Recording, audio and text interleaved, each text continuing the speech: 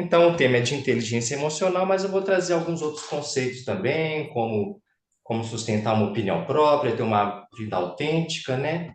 E isso é para a gente levar tanto para a vida pessoal e também no ambiente de trabalho, né? Em todas as áreas aí da nossa vida.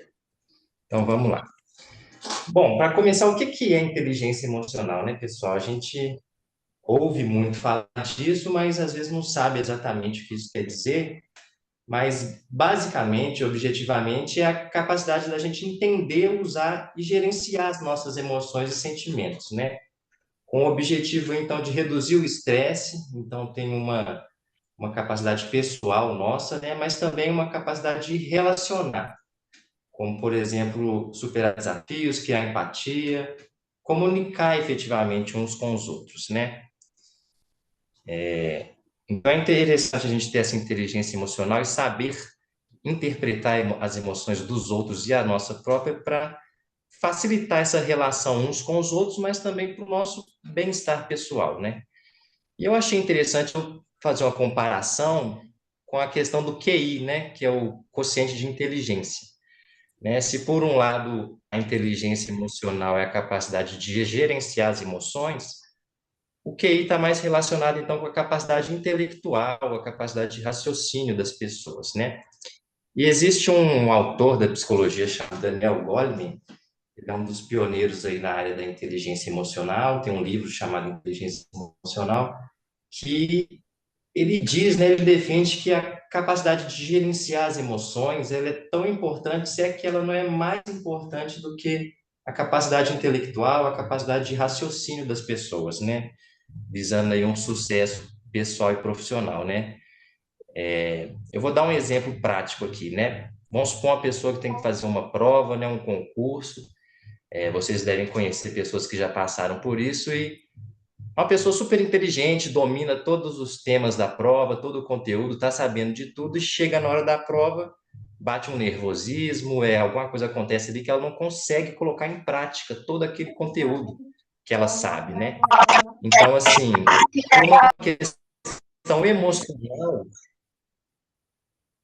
por uma questão emocional, ela não consegue colocar em prática tudo aquilo que ela sabe, né? Todo o conteúdo intelectual que ela sabe. Então, esse é o argumento, né, de que pode ser que gerenciar as emoções seja até mais importante do que, de fato, ser super inteligente ou ter uma grande capacidade de raciocínio, né?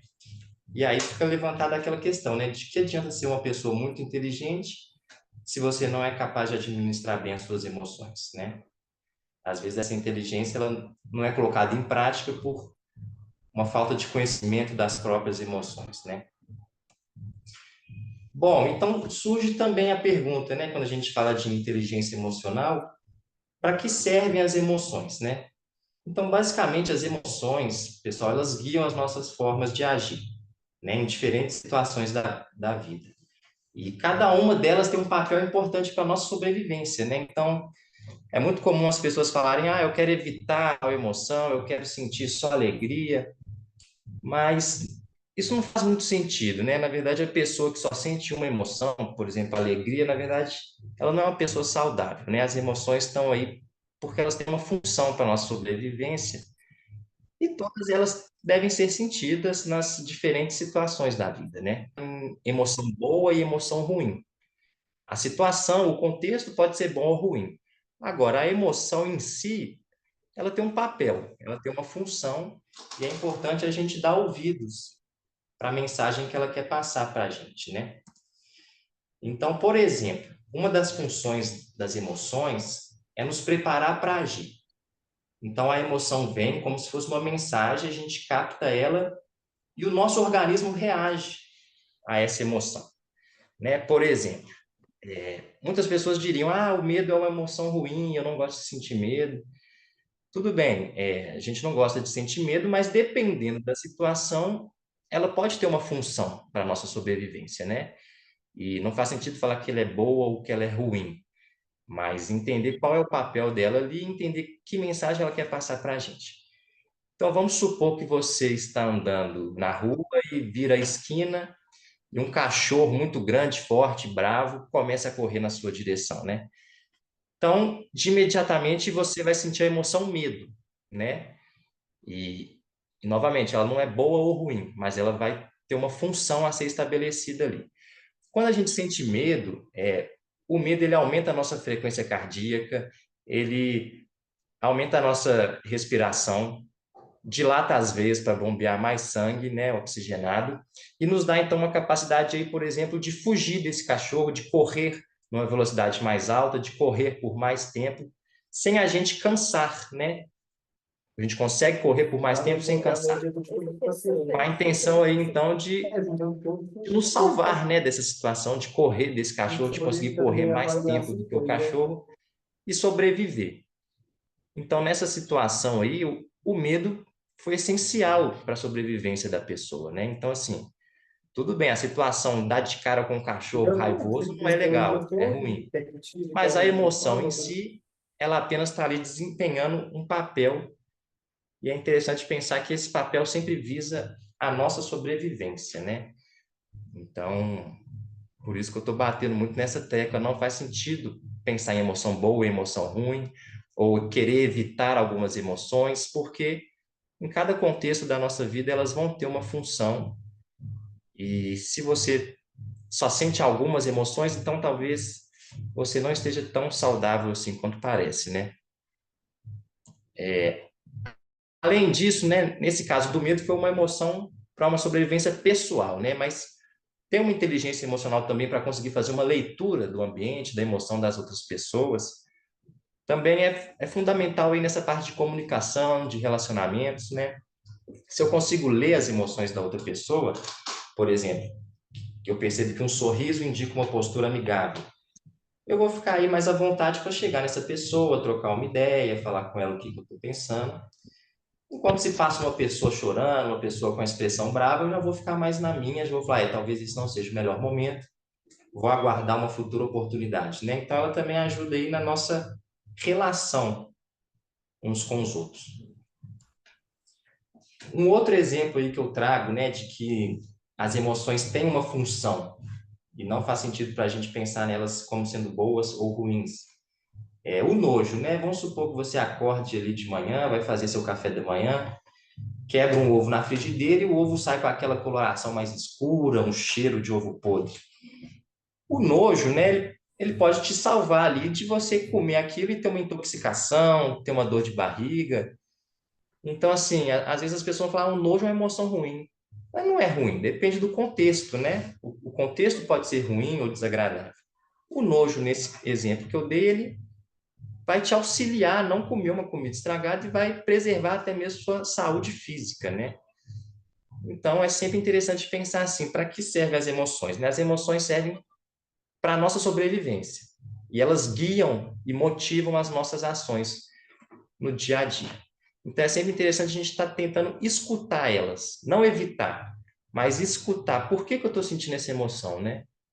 Porque se eu estou sentindo ela, o que está acontecendo aqui no meu contexto, no meu dia, que me fez desencadear essa emoção, né? Então, é fundamental a gente ter essa consciência das emoções, as nossas próprias emoções, para a gente ter um bem-estar pessoal, mas também quando a gente consegue ler as emoções do outro, também é fundamental para facilitar esse relacionamento, essa comunicação com outras pessoas.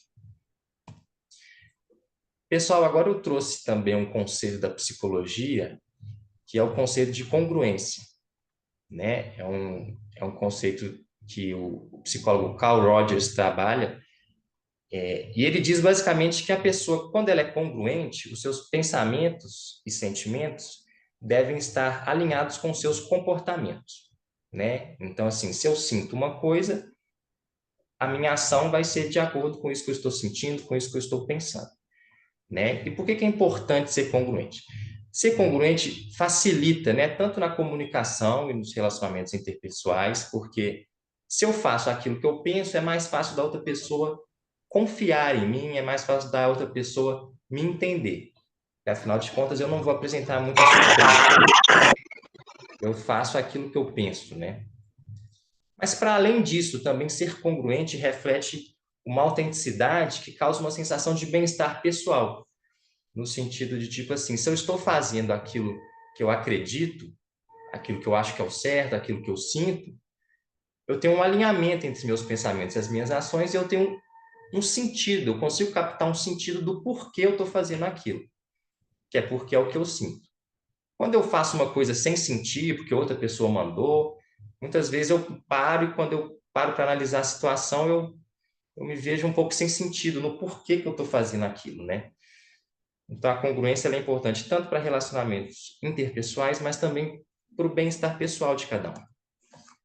E como eu disse, né, essa pessoa que age de acordo com o que ela pensa, a gente pode falar que ela é autêntica, no sentido dela ser honesta com ela mesma, ser honesta com o que ela pensa, com o que ela acredita. E então ela não mascara e nem distorce a realidade. Ela age de acordo com aquilo que ela sente. E isso permite então que o indivíduo viva de acordo com seus valores, de acordo com seus princípios, reduzindo aí um estresse que pode haver quando existe uma discordância entre o que eu faço e o que eu acredito ser o certo, ou o que eu sinto, né? Essa distância aí pode causar um estresse, pode causar uma ansiedade para as pessoas. Então, né, nessa questão também do relacionamento entre as pessoas, uma pessoa congruente, ela vai ter tudo alinhado. Suas palavras, seu tom de voz, a linguagem corporal. Isso permite que ela transmita uma linguagem mais clara e coerente. Isso aí tanto em situações pessoais como no trabalho, tá, pessoal? Em todos os âmbitos da nossa vida, né? E a falta dessa congruência, ela pode gerar exatamente uma confusão ou até uma desconfiança da pessoa que está me escutando. Por quê? Eu coloquei um exemplo aqui, né? Vamos supor que uma pessoa diz estar muito feliz, mas ela apresenta uma expressão facial triste, né? Um comportamento triste. Então tem uma incongruência, né? Ela fala uma coisa, mas se comporta de outra maneira. As mensagens verbal e não verbal aí não estão alinhadas. A pessoa que está escutando isso, ela pode ficar confusa, porque ela vai pensar, eu vou acreditar no que ele está falando, ou eu vou acreditar no modo como ele está se comportando, no modo como ele está se expressando. E as duas mensagens não são iguais, né? Então, a pessoa fica sem saber em qual acreditar. E às vezes interpreta errado o que ela está querendo dizer, né? Mas para além também da confusão, pode gerar uma desconfiança, né? Do tipo assim, nossa, essa pessoa fala que está de um jeito, mas claramente está se expressando, se comportando de outro jeito. Então, por que eu confiaria numa pessoa assim, né? Como eu vou confiar? Como eu vou saber que ela está sendo honesta? Dá uma sensação que ela está sendo falsa comigo, né? Então pode gerar esses atritos, tá, pessoal? A falta de congruência nas relações. Bom, se as pessoas que são incongruentes são percebidas como com desconfiança, né, desonestidade, as pessoas congruentes elas são mais confiáveis, né? Elas são mais autênticas. Porque é aquilo que eu falei, se eu falo uma coisa e eu faço, né, repetidas vezes, as pessoas que estão ao meu redor vão saber que podem confiar em mim, que eu não vou apresentar nenhum mistério, eu não vou apresentar nada que elas não estejam esperando, né? Eu vou ser bastante previsível nesse sentido, porque é só saber o que eu estou sentindo que elas vão saber como eu vou agir. Agora, a pessoa que é incongruente, né, nesse sentido de que pensa uma coisa e age de maneira diferente, é mais difícil para as pessoas confiarem nela, né? Porque não basta saber o que ela está sentindo, ela pode agir de uma maneira completamente diferente. Então gera essa desconfiança, mas pode gerar também até uma falta de compromisso, né? Os outros acharem que essa pessoa não tem compromisso, porque, pô, se ela fala que vai fazer uma coisa e faz outra, como que eu vou confiar nela, né? Uma questão pessoal, uma questão de trabalho, né? Eu não posso acreditar nessa pessoa. Então é importante a gente estar pensando aí se a gente é congruente com nós mesmos. Primeiro, para a gente ter uma sensação de bem-estar, uma sensação de que as nossas ações têm um sentido próprio. Eu faço aquilo que eu acredito ser o certo. E segundo, também para facilitar as relações interpessoais, na vida pessoal, na família, em relacionamentos amorosos e também em ambiente de trabalho. Porque a pessoa congruente ela é mais fácil de ser lida, é mais fácil de ser entendida, porque a gente sabe o que esperar dela se a gente entende o que ela está sentindo. Porém, existe um desafio aí, que é a pressão social, né? Se fosse assim, é muito fácil, então é só eu agir de acordo com o que eu estou pensando, não tem mistério. Porém, existe sempre uma pressão externa, uma pressão social que às vezes força uma pessoa a se comportar de uma maneira da qual ela não gostaria, ou então da qual ela não concorda, mas por uma necessidade ou de agradar os outros, ou de se conformar em expectativas externas, né? Ou para querer ser aceito em um grupo, ser aceito em um trabalho, ela acaba deixando de agir de acordo com a opinião própria dela, de acordo com os valores dela, e acaba cedendo a essa pressão e agindo não de acordo com ela, mas de acordo com essa pressão que vem de fora. Isso pode gerar tanto um desgaste emocional, porque, como eu disse, ela vai estar agindo de um jeito e pensando de outro. Então, ela pode parar em um momento e achar que as ações dela não fazem sentido, porque não é ela que está guiando as ações dela, né? Mas é sempre um outro ou uma pressão que vem de fora. Então, pode gerar esse desgaste, como também pode gerar essa dificuldade de relacionamento, de compreendimento dos outros sobre quem eu sou, porque o que eu faço não quer dizer o que eu sinto, né? Então, um jeito interessante da gente estar pensando aí se a gente é congruente, se a gente se comporta de maneira congruente, é fazer a seguinte pergunta: as minhas ações, elas partem de uma elaboração própria, uma elaboração minha, ou de uma pressão externa, né? A gente para analisar isso, a gente pode entender melhor se a gente está sendo congruente ou não. Então, esse é um grande desafio da congruência, a pressão social, que eu acredito que ela existe em todas as áreas aí do ser humano, né? Querer ser aceito, parte muito daí. Bom, eu trouxe então aqui uma comparação. Eu disse que a pessoa que é congruente, ela é autêntica. Autêntica no sentido de ser honesta com ela mesma, fazer aquilo que ela acredita ser o certo. E o oposto disso seria aquela pessoa que é submissa. Então, a submissão é o oposto da autenticidade, né? Ela não age de acordo com a sua opinião, com seus princípios. Ela age de acordo com alguma ordem que vem de fora, alguma premissa que vem do outro, né? De alguém externo a ela. Então, vocês vão ver que na coluna da esquerda tem algumas características de uma pessoa que é autêntica. A pessoa autêntica facilita todas as relações na vida dela, como ela também tem uma sensação de bem-estar muito maior no dia a dia. Enquanto do lado direito tem características de pessoas que são submissas, que muitas vezes param para pensar na vida dela e percebem que a vida dela não tem muito sentido, porque até então ela não viveu de acordo com o que ela acredita ser o certo, mas com o que o outro mandou, ou com o que o outro pediu, né? O que o outro impôs. Bom, a pessoa autêntica, gente, ela tem uma capacidade de se posicionar frente ao outro. Então, ela pode escutar o que o outro diz, ela pode concordar, ela pode discordar, porque ela tem uma opinião própria. Ela age de acordo com aquilo que ela pensa. E ela não tem medo de se posicionar, porque ela é autêntica, ela sabe que ela tem um embasamento para estar falando aquela opinião dela, né? Enquanto a pessoa submissa, ela não tem essa capacidade de posicionamento, ela apenas copia o que o outro faz ou o que o outro fala, né? Muito como ela eleger um líder e fazer tudo que ele fala, sem se questionar e vai fazendo. Não é uma opinião própria, ela segue o que o outro impõe para ela. A pessoa autêntica, ela age então de acordo com seus próprios princípios, enquanto a pessoa submissa, exatamente por essa falta de capacidade de contestar, falta de capacidade de posicionamento, tudo que vem do outro ela segue, como se fosse uma verdade absoluta, uma premissa, exatamente por essa falta de capacidade de posicionamento, né? E aí a gente vai vendo onde isso vai dar, né? Às vezes perde o sentido na vida, se for em relação ao trabalho, perde o sentido no trabalho. A pessoa autêntica, ela consegue ser criativa, né? Ela tem uma opinião própria para criar um argumento, para gerar um argumento. Enquanto a submissa, ela não tem opinião própria, né? A opinião que ela expressa é sempre uma reprodução da opinião do outro. Nesse sentido de ser criativa, a pessoa autêntica, né? Eu falo criativa no sentido de criar. Então, ela tem uma capacidade de criar sentido para a própria vida, criar sentido para as suas relações, criar sentido para o trabalho. Porque se ela tem uma opinião, se ela é criativa, ela que vai dar o sentido para as suas ações, né?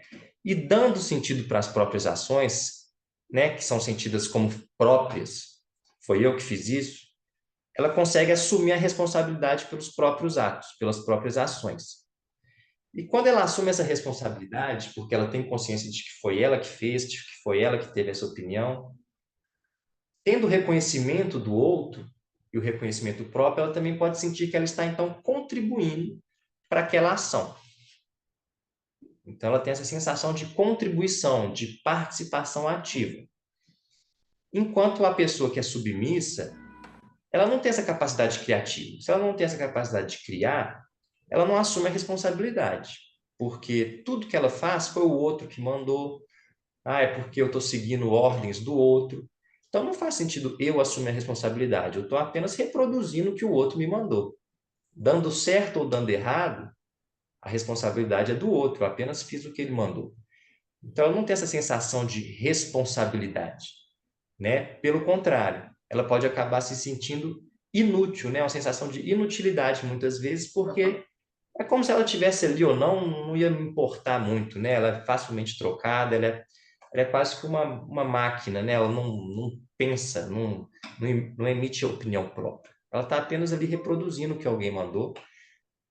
E aí, se isso for feito no trabalho, ela pode ter essa sensação de inutilidade, né? Tanto faz se eu estiver aqui ou não, o trabalho vai funcionar da mesma maneira. Mas em questão da vida pessoal, né? A pessoa também pode ser submissa na sua vida pessoal, ela pode parar para pensar nas suas ações e perceber que ela não está fazendo nada de acordo com aquilo que ela acredita. Tudo que ela faz é a vida do outro, é o que o outro gostaria de fazer, só que ela está fazendo com o corpo dela. Então ela pode ter uma sensação de que a vida dela é fútil, de que a vida dela é sem sentido. E aí pode ter assim, uma crise existencial, pode ter uma falta de sentido para a vida, né? Uma perda de vontade, às vezes, de viver, em casos extremos, né? E, bom, exatamente por ela não emitir opinião própria, acreditar tudo no que o outro diz, ela também é facilmente usada como massa de manobra. Então, a gente vê, pessoal, que a pessoa autêntica, ela tem muito mais sentido na vida própria, pessoal, ela tem muito mais capacidade de criar seus próprios argumentos, de criar soluções para os desafios que aparecem, enquanto a pessoa submissa vai estar sempre dependendo aí de alguém dizendo para ela o que fazer, né? E se alguém que me manda o que eu fazer, às vezes eu fico sem entender o sentido disso, porque o sentido não partiu de mim, não foi eu que criei esse sentido, né? Então a gente está sempre tentando visar ser uma pessoa autêntica em vez de ser submissa. Eu disse então que a pessoa autêntica ela tem essa capacidade de sentir que contribui, né? Porque ela assume a responsabilidade das suas ações, uma vez que foi ela que criou essas ações. Então ela também pode ser comparada aí como o oposto da pessoa que é submissa e que não contribui, que se sente muitas vezes inútil. Né? Essa pessoa autêntica que contribui, ela tem uma sensação de pertencimento, né? Se nós estamos falando de um grupo, ela se sente pertencente àquele grupo. Se nós estamos falando da vida pessoal, ela sente que aquela vida é dela, que ela está vivendo a vida dela, né? De fato. Por isso consegue dar um sentido para ela. Enquanto a pessoa submissa, ela reproduz algo que não a representa. Então, se for na vida pessoal, ela pode chegar um momento e achar a vida dela completamente sem sentido. Mas se for num grupo, numa equipe de trabalho, ela pode também achar que esse trabalho, que esse grupo também não está fazendo sentido para ela, né? O que a deixa aí, por exemplo, no caso do trabalho, né? Uma falta de sentido no trabalho, causando aí uma menor produtividade no trabalho, né? Exatamente porque ela tem essa impossibilidade de ser criativa. Ela está sempre precisando do outro para agir. Enquanto essa pessoa que contribui, ela sente que pertence ao grupo, ela tem a possibilidade de participar, de criar e ser ouvida, né? Então, assim, quando a gente fala de ambiente de trabalho, pessoal, não basta apenas a pessoa querer contribuir, ela também tem que ter um espaço para contribuir. Então, aí se tem um chefe, um patrão, que não deixa os seus funcionários participarem, não dá oportunidade para eles criarem, também vai dificultar enormemente a capacidade dessa equipe de sentir que está contribuindo, de sentir que está num ambiente de trabalho saudável e, consequentemente, render mais no trabalho mesmo, né? Ter mais produtividade e encontrar mais sentido para o trabalho. Então, quando a gente fala de grupos, não basta eu querer contribuir. O grupo também tem que me permitir contribuir, tem que reconhecer a minha contribuição, né? Porque senão só eu fazendo e o outro não reconhecendo o que eu faço, também não adianta. Quando estamos falando em grupos, né, em equipes, seja no trabalho ou seja, por exemplo, na família, qualquer tipo de grupo. Bom, vocês vão falar assim para mim então, né? É, olha, Vitor, eu tenho minhas opiniões, mas eu tenho um chefe que eu tenho que responder por ele, né, para ele. E eu não posso simplesmente fazer o que eu quiser, aquilo que eu acho que é o certo, porque eu tenho que responder ordens, eu tenho que responder sempre a um chefe, né? E é claro, existem hierarquias, né? Seja no trabalho, mas em qualquer outro tipo de organização, né, da vida, existem hierarquias na família. Mas as hierarquias, elas são basicamente estruturas que dividem as pessoas em posição de poder. Vai ter a pessoa que está no topo da hierarquia, que naturalmente vai delegar funções para as pessoas que estão na base da hierarquia. Mas delegar funções não quer dizer impor ou obrigar ou ordenar que a pessoa faça coisas sem explicar para ela o motivo, a razão. E também elas têm que ser capazes de permitir que a equipe delas contribua naquele trabalho. Se ele quer que a sua equipe seja produtiva, seja criativa, seja autêntica, né? Tem essa sensação de que eu estou participando disso, logo eu faço a diferença aqui nessa equipe. Então, sim, tem lideranças que a gente não vai poder simplesmente fazer o que a gente quer, a gente tem que responder às lideranças, mas um papel fundamental de um líder é garantir que todo mundo caminhe na mesma direção, todo mundo busque um objetivo em comum, e, né, porque senão fica aquele tipo de trabalho de faculdade, né? Cada um faz seu trabalho em casa, a gente chega no dia da apresentação e junta tudo. Fica aquele trabalho desconexo, meio sem sentido em algumas partes, meio confuso, né? Então, não funciona, né? Um trabalho em equipe precisa de um líder para garantir que as pessoas vão caminhar na mesma direção, vão lutar por um objetivo em comum. Porém, um bom líder, ele delega as funções para a sua equipe sem submetê-los, né? Sem dar a sensação que eles estão submissos, né? Mas como que eu vou delegar funções e ao mesmo tempo permitir que a minha equipe sinta que eles estão participando ativamente, que eles estão sendo autênticos? Bom, então o primeiro passo e fundamental é que o líder ele deve dar um espaço, deixar um espaço vazio muitas vezes para fazer surgir os diversos saberes presentes na equipe. E quando eu falo saberes aqui, não são apenas saberes profissionais, saberes da sua área técnica, mas mesmo saberes pessoais que cada um tem a partir do acúmulo de experiências da vida de cada um, que é pessoal, singular de cada um. Então, o líder dando esse espaço para todo mundo falar o que sabe, para todo mundo dar a sua opinião, para todo mundo questionar, se for o caso, se não entender, ele permite que as pessoas vão aí sendo criativas e dando a sua opinião sobre aquele caso, né? Então, como que ele dá esse espaço? Primeiramente, ele não pode agir como se o saber dele, só porque ele é o líder, fosse um saber consolidado, um saber irrefutável, uma verdade absoluta para todo e qualquer contexto, né, pessoal? Porque cada contexto exige uma reação. Não tem uma verdade que vai resolver todos os problemas, todos os desafios. Então, deixar surgir esses saberes, deixar o discurso circular para a gente ouvir o que cada um tem a dizer, e a partir daí, dando esse espaço para que todo mundo participe, aí sim o líder vai dar a sua palavra final, para garantir que todos caminhem na direção de um objetivo em comum, né? Então a palavra dele vai sim prevalecer, porém a palavra dele vai representar a todos, porque no momento prévio todo mundo teve a oportunidade de participar, todo mundo deu sua opinião, todo mundo foi criativo, todo mundo vai conseguir assumir a responsabilidade e sentir que contribuiu, porque a palavra final é do líder, mas ela representa a equipe toda. Então é muito importante o líder ter isso em mente, né? Não achar que ele é o dono da verdade, mas sim deixar cada um expressar a sua opinião. Tem saberes que são particulares de cada um, então dependendo do contexto pode ser que seja o saber de outra pessoa que vai que vai ser o mais eficaz naquela situação. Então, nesse sentido, ele deixa o discurso circular, né? Passa de pessoa para pessoa para juntos a equipe achar a melhor saída, a melhor solução para os desafios que a pessoa encontra, né? No trabalho ou mesmo fora do trabalho, né? Então é isso que eu falei, né? Um bom líder ele possibilita todos na sua equipe a expressarem a sua opinião. Então ele vai ofertar um espaço que é possível emergir os saberes profissionais e pessoais de cada um. E apesar de sua palavra prevalecer no final, ela vai representar toda a equipe, que vai sentir que contribuiu, que vai sentir que está sendo autêntica, que as ações daquela equipe representam a todos, né? E isso gera um ambiente mais amigável, mais saudável, em que todos aí estejam motivados para contribuir. Pessoal, alguém tem alguma dúvida? Alguém tem algum comentário para a gente trocar uma ideia? Acho que agora é um bom momento.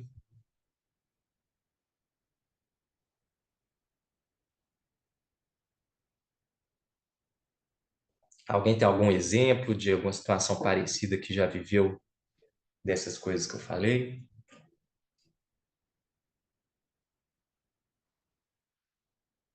Se não tiver, eu vou dar sequência aqui. Victor, nós tivemos um comentário aqui no chat do Wesley. Desculpa, gente. Ele disse: o filme Divertidamente mostra muito bem como as emoções que consideramos ruins ajudam a dar sentido às decisões importantes na vida. Uhum.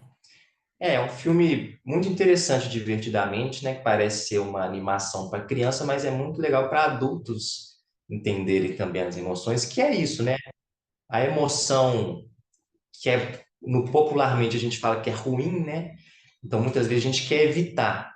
Muito comum assim nos dias de hoje, a gente vê todo mundo no Instagram feliz, a vida de todo mundo é perfeita, né? É uma sensação de que as pessoas estão evitando algumas emoções.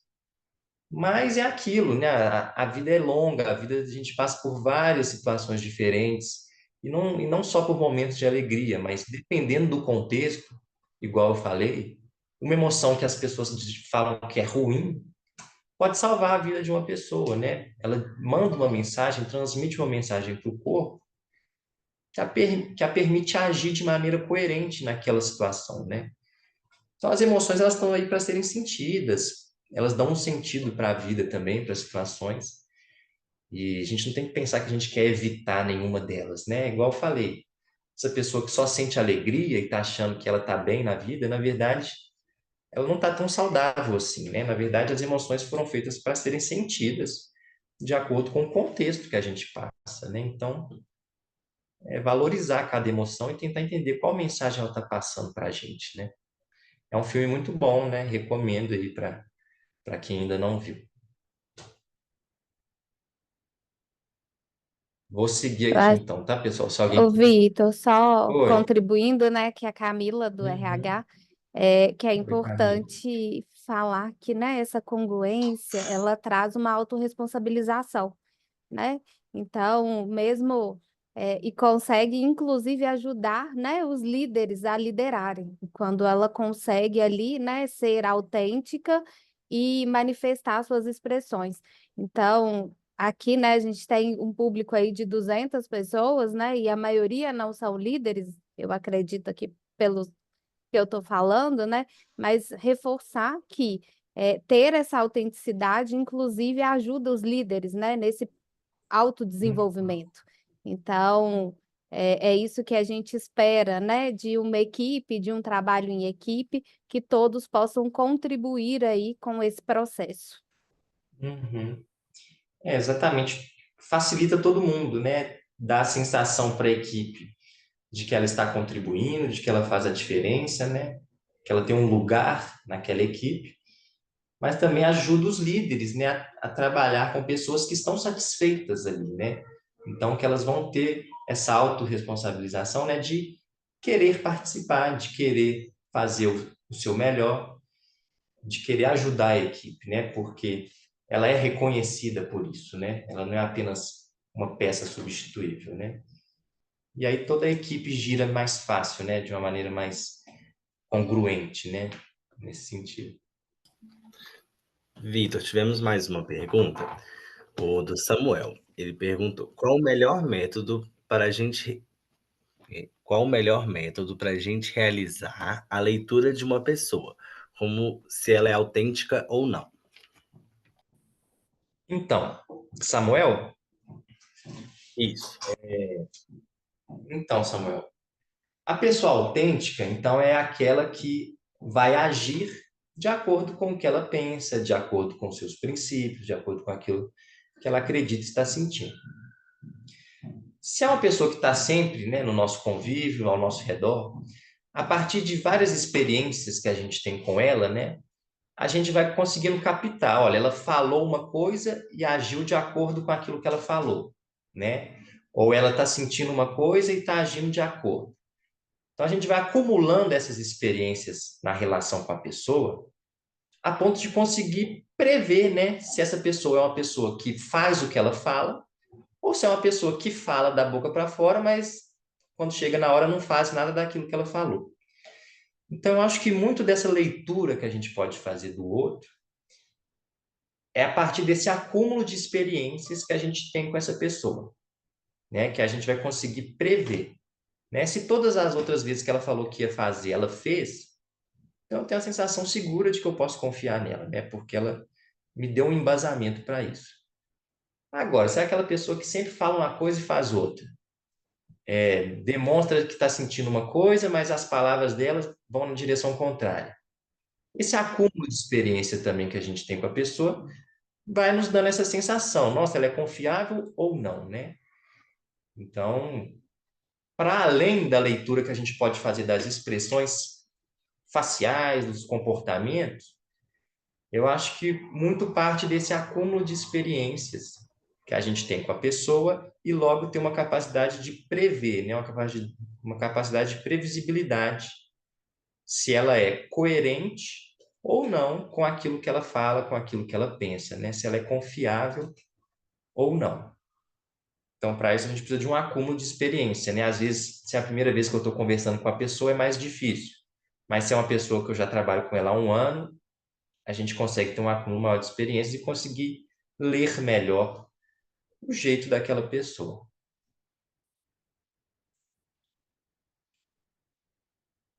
Bom, eu vou seguir. Se tiver mais perguntas no chat, vocês me interrompem. Então, retomando aqui o tema da inteligência emocional, né? Retomando assim, tudo isso faz parte, né? Tudo isso contribui para a gente ter uma inteligência emocional. Mas é sempre fundamental a gente, então, ter consciência das nossas próprias emoções para agir de acordo com as nossas intenções, né? Tomar decisões que são inteligentes e congruentes com os meus objetivos, né? Sejam pessoais ou profissionais, né? Se eu não tenho consciência daquilo que eu sinto, das minhas emoções, né? Também vai ser mais difícil eu saber se eu estou sendo congruente ou não, porque eu não sei nem o que eu sinto, então como é que eu vou conseguir comparar minhas ações com aquilo que eu penso, com aquilo que eu acredito, né? Então é sempre importante a gente ter consciência de quais são os meus princípios, quais são os meus valores, o que eu acho que é o certo, o que eu acho que é o errado, né? Tentar parar para pensar quais são os meus sentimentos e emoções para agir de acordo com eles, né?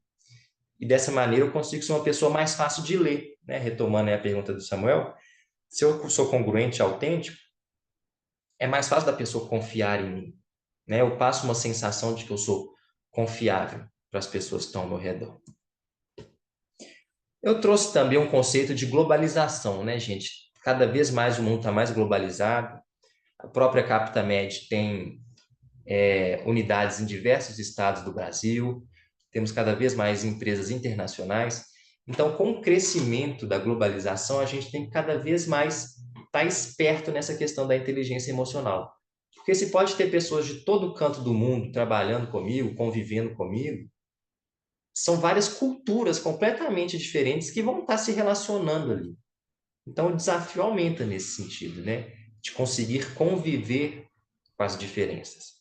Por isso que é importante a gente ser autêntico, para facilitar o que o outro vai entender de mim e também para o meu próprio bem-estar, né? Se eu sou autêntico, eu tenho essa tranquilidade de que eu estou fazendo aquilo que eu acredito ser o certo Ninguém é perfeito, em algum momento eu vou errar, mas eu errei fazendo aquilo que eu acho que era o certo, né? E se eu erro, eu posso reconhecer o meu erro também para tentar repará-lo, né? Para tentar, então, contribuir com esse erro. Eu reconheço que eu errei, mas eu vou tentar contribuir, reparar isso, consertar isso, dar a volta aqui, porque eu tenho essa capacidade de reconhecimento das minhas próprias ações, né? Então abre esse desafio da globalização, que são diferentes culturas, diferentes pessoas tendo que às vezes trabalhar junto ou conviver juntas, né? Então ter consciência aí da nossa inteligência emocional, das nossas emoções, facilita a gente a expressar nossos pensamentos, nossas opiniões e a gente se adaptar aí nessas diferenças que nós temos uns com os outros. Bom, pessoal, nós estamos chegando já para o final da palestra. Eu trouxe algumas dicas, né? Pensando em tudo isso que eu disse, que a gente conversou, algumas dicas para a gente conseguir fortalecer a nossa inteligência emocional, né? Principalmente aí quando a gente está falando em pessoas que estão inseridas em algum grupo, em alguma equipe, né? Porque, como eu disse, para além de uma questão pessoal, a inteligência emocional também ajuda a gente a se relacionar, a se comunicar de uma maneira mais efetiva. Então, primeiramente, fique atento à sua linguagem corporal, né? Aquilo que eu disse. Se você fala que está feliz, mas está com a expressão triste, qual mensagem eu acredito? Na sua mensagem verbal ou na sua mensagem não verbal? Pode trazer uma confusão, né? Então, fique atento à sua linguagem corporal, porque quando elas estão alinhadas, essas falas, essas linguagens verbal e não verbal, facilitam a compreensão da mensagem que está sendo transmitida. Segundo ponto, escute bem, pense bem e reflita naquilo que o outro está te dizendo, naquilo que você acabou de ouvir. Porque é a partir daí que você vai ter um ponto de partida para se posicionar. Se você concorda ou se você discorda com o que o outro disse, né? Se eu nem escutei o que o outro me falou, como é que eu vou discordar? Como é que eu vou concordar? Então, para mim me posicionar frente ao outro, eu tenho que primeiro escutar o que ele me disse. E lembre-se que se você não entendeu muito bem o que ele disse, faça perguntas para evitar mal-entendidos, né? Todo tipo de comunicação possui algumas lacunas, possui alguns buracos, nem sempre é possível expressar tudo com palavras. Por isso, faça perguntas, né? Fazer perguntas é um sinal de que você está interessado, de que você está comprometido, né? Quando você faz uma pergunta, a pessoa fala, olha, aquela pessoa quer saber mais, ela não entendeu, mas ela quer entender, né? Então, não fique com vergonha, faça perguntas para tentar preencher essas lacunas que podem ser deixadas em toda forma de comunicação. Pensando em equipes, né, promova também reflexões em grupo, né? Porque essas reuniões periódicas aumentam o entrosamento da equipe. As pessoas podem aprender umas com as outras, elas podem se entender melhor a maneira particular que cada um lida com as emoções, né? Porque cada um tem o seu jeito específico, nós somos muito parecidos, mas também temos muitas particularidades. Então, se a gente está sempre promovendo reuniões para conversar, para trocar, a gente pode entender melhor o modo de funcionamento daquela pessoa, né?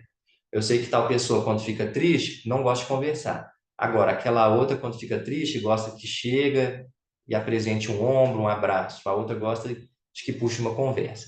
Então, a gente vai entendendo como é que cada um reage às diferentes emoções e consegue lidar melhor, consegue acolher melhor uns aos outros e a gente se sente mais num ambiente mais agradável, né? Quando tem pessoas que nos entendem melhor. Outro ponto, gente, prepare-se para imprevistos, tá? Nem tudo acontece do jeito que a gente planejou, as coisas saem um pouco do controle às vezes, existem muitas variáveis internas e externas. Então, se prepare para imprevistos, né? Mas fique tranquilo que se você é uma pessoa que tem essa capacidade criativa, essa capacidade de produzir sua própria opinião, suas próprias decisões, você vai conseguir enfrentar esses imprevistos e criar uma nova solução, né, para você ir de encontro com o seu objetivo final. Outra coisa também, além dos imprevistos, também não fique esperando que as pessoas vão ser exatamente aquilo que a gente idealiza para elas, né? A gente tem muito essa mania de idealizar um namorado perfeito ou idealizar um colega de trabalho perfeito. Mas essas idealizações, elas nunca são 100% completas, né? Então, não fique chateado, não fique com raiva quando uma pessoa não atingir a sua maneira ideal de ser, porque às vezes ela está apenas sendo ela mesma, né? Ela não tem culpa, né? Ela está só sendo ela mesma, não fique chateado quando ela não atingir essa posição ideal que a gente tem o hábito de colocar para as pessoas, né? Ou seja, aceite os defeitos de cada um e converse com ela para entender como que esses defeitos podem ser trabalhados, ou se é você que tem que ter uma tolerância maior, né? Converse, né? Troque, deixe os saberes, os discursos circularem para a gente encontrar uma solução que seja adequada para aquele contexto. Bom, e como eu disse, né, gente, cada pessoa possui suas singularidades, suas particularidades pessoais, cada um tem uma vida única, cada um acumulou experiências únicas. Então, no ambiente de trabalho, é importante promover esse espaço em que o discurso circule, em que o saber de cada um possa aparecer, cada um possa dar sua opinião, para os diferentes tipos de contexto, né? Se a gente achar que tem só uma solução para todos os contextos, é uma verdade que a gente tem que seguir, independentemente do que a gente estiver lidando, independentemente do desafio, pode ter desafios que a gente não vai conseguir concluir, porque cada contexto exige uma reação específica, né? Então é por isso que é importante deixar o discurso circular, porque às vezes o que cada um fala ali pode ser o diferencial para a gente criar uma solução para o desafio, né? Então, para finalizar, a instituição que oferta esse espaço, né? Esse espaço em que o saber particular de cada pessoa ali possa aparecer, garante uma equipe autêntica, garante uma equipe criativa, que sente que contribui, que sente que faz parte daquele lugar, que vai querer estar cada vez entregando mais, produzindo mais, porque faz sentido para ela estar ali, né? A pessoa que não tem sentido de estar ali, ela vai querer ir embora o mais rápido possível, vai querer enrolar o máximo, porque não faz sentido para ela estar ali, então ela não vai querer se desgastar com isso. Evite verdades absolutas, consolidadas e irrefutáveis. Cada contexto exige uma reação específica, né? Então não adianta querer achar que a resposta é a mesma para todas as perguntas. Cada contexto vai exigir uma resposta diferente. E para isso a gente tem que poder explorar o potencial de cada um, porque às vezes é o outro que vai ter essa resposta. E eu tenho que ter essa humildade, essa capacidade de liderança para saber que a minha equipe está trabalhando junto comigo, né? Não está apenas respondendo a mim, mas está contribuindo junto comigo para a gente chegar no nosso objetivo em comum.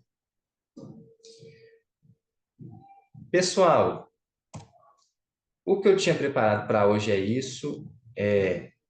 Tem um vídeo curtinho, eu não vou colocar ele inteiro, que eu gostaria de colocar também, reproduzir para vocês, mas antes eu queria saber, abrir de novo, né? Saber se alguém tem alguma opinião para dar, alguém tem alguma pergunta, algum elogio, alguma crítica, algum comentário, né? Fazer surgir aí os diversos saberes aí das pessoas que estão aqui presentes.